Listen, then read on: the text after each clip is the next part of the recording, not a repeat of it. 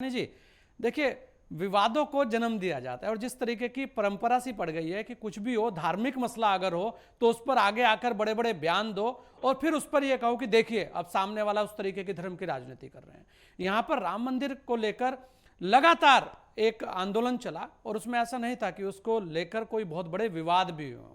वो लगातार कुछ भी कहते रहे सब जने, आज राम मंदिर बन गया, लोग उसे देख भी रहे हैं। ज्ञानवापी का मुद्दा है, कोर्ट में है, सब लोग देख रहे हैं, चाहे वो हिंदू हो या मुस्लिम हो, हर कोई कोर्ट का आदर भी करता है। लेकिन यहां पर अब एक नए विवाद को भी जन्म दिया जा रहा है। इस तरीके की कोशिश की जाती है कि किसी भी तरीके से धर्म की राजनीति हो, तो उसे लेकर आप क्या कहेंगे? गोस्वामी जी, आपने ये अंतिम लाइन जो बोला, कोशिश की जाती है, हाँ तो ये कोशिश जो है 2014 से लगातार जारी है और अभी भी 20, 25, 30 साल और आगे तक ये लोग जारी रखेंगे हाँ जब तक इनका अस्तित्व नहीं समाप्त हो जाता।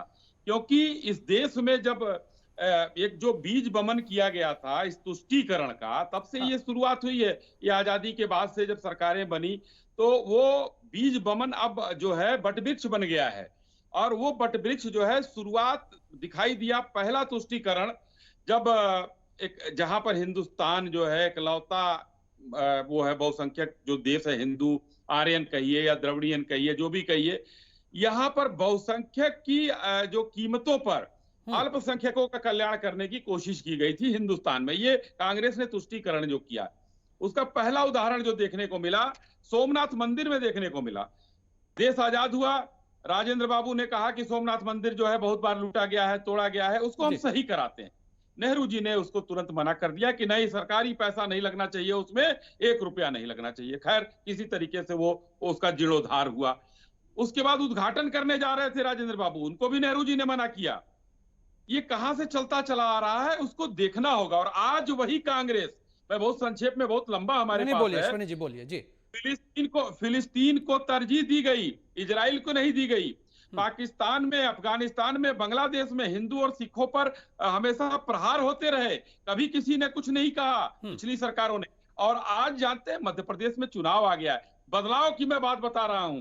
जो राम मंदिर, ज्ञानवापी और मथुरा के नाम पर जो बदलाव आया है, कोर्ट के ऊपर जनेऊ, तो आपने देखा होगा, एक नया नारा दे रहा हूं, अभी इन लोगों ने मध्य प्रदेश में लागू किया है। एक पुजारी, एक गांव, एक पुजारी, 60 वोट। क्या सॉफ्ट हिंदुत्व है! कहां आए, लौट के आए, उस वटवृक्ष के नीचे से निकलने की कोशिश है। और मैं कुछ नहीं कह रहा, ए के एंटोनी साहब ने कहा था, इन्हीं के दल के नेता थे, उनकी कमेटी बनाई गई, उन्होंने कहा था, एक रिपोर्ट आई थी कि अब कांग्रेस जो है मुस्लिम वाद की तरफ बढ़ गई है, जो बहुत हानिकारक है आगे आने के लिए। तो अभी हमारे भाई अनुज आत्रे जी कह रहे थे कि बांटो और राज करो की बात होती है। भाई, आप लोग क्या करते आए हो? आप देखो तो, देश के प्रधानमंत्री से आप लाल किले पर भाषण लिखवा कर पढ़वा देते हो कि इस देश की संपत्ति पर अल्पसंख्यकों का वो है, मुस्लिमों का है। लेकिन अब क्या करेंगे, ये दिन देखना है। भारतीय जनता पार्टी का प्रादुर्भाव जिस दिन हुआ, अश्विनी शाही जी, आपको नहीं लगता अब जिस तरीके से स्वामी प्रसाद मौर्य जी ने जो बयान दिया है, वो तो, और अभी तक तो आप धर्म में बंटवारे हो रहे थे, यहाँ तो अब जातियों में बंटवारे को लेकर और भी दूसरे धर्मों में बंटवारे को लेकर शुरुआत की जा रही है? अब देखिए, स्वामी प्रसाद मौर्य जी चूंकि नेता हैं, मैं एक आपके सम्मानित चैनल पर कोई ऐसा शब्द उनके लिए प्रयोग नहीं कर सकता हूं कि वो हैं क्या, क्योंकि उनको क्या चाहिए, वो जिस तरीके से चिल्लाते हैं, जिस तरीके से बोलते हैं, उनको अपनी कुर्सी, जो आज समाजवादी पार्टी की वजह से, पडरौना की जनता ने तो उनको भगा दिया अपने यहां से, तो आज समाजवादी पार्टी की खा रहे हैं, तो कुछ ना कुछ तो गाएंगे, चाहे वो कुछ भी गाएं, किसी जाति की गाएं।